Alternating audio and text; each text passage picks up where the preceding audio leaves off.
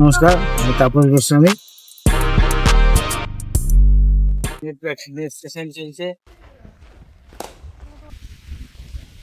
প্র্যাকটিসের ক্ষেত্রে প্রত্যেকটা ইভেন্টে আলাদা আলাদা কোচ রয়েছে, যেমন batting coach, bowling coach, wicket keeper coach, fielding coach etcetera. আমার নাম লিপ্টন মজুমদার ভাই। আমি বর্ষ ক্রিকেটের সঙ্গে অনেকদিন ধরেই যুক্ত আছি। আর বর্ষ ক্রিকেট আমি লাস্ট 5 বছরে আমরা অনেক ইমপ্রুভমেন্ট করেছি।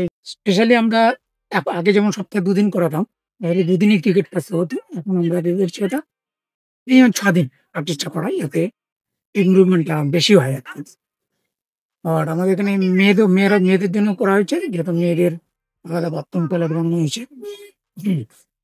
নেক্সট আমরা যেটা যুক্ত করতেছি, প্রজেক্টর দিয়ে তাদের ভিডিওগ্রাফি করে তাদের খেলাগুলো কালেক্ট করে, তার ডাটা কালেকশন করে তাদের ব্যক্তিগত ইমপ্রুভমেন্টটা দেখানোর জন্য।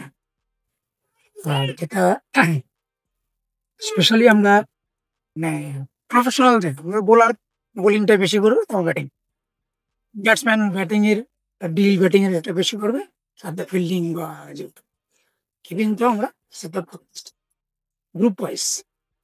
তারপরে যারা একটু বেশি ইমপ্রুভ করছে তাদেরকেও সেগ্রিগেট করে তাদেরকে আলাদা করতেছে, কেউ স্লো লার্নার, ফাস্ট লার্নার।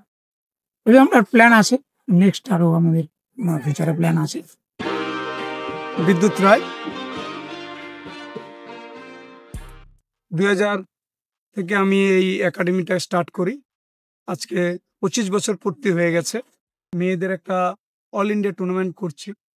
তার সঙ্গে সঙ্গে একাডেমি ফেসিলিটিগুলি যেরকম আছে, আমাদের দুটো কংক্রিট আছে, সিমেন্টের উইকেট যেটা বলে, দুটো টার্ফ উইকেট আছে, আর আমাদের ইনডোর আছে।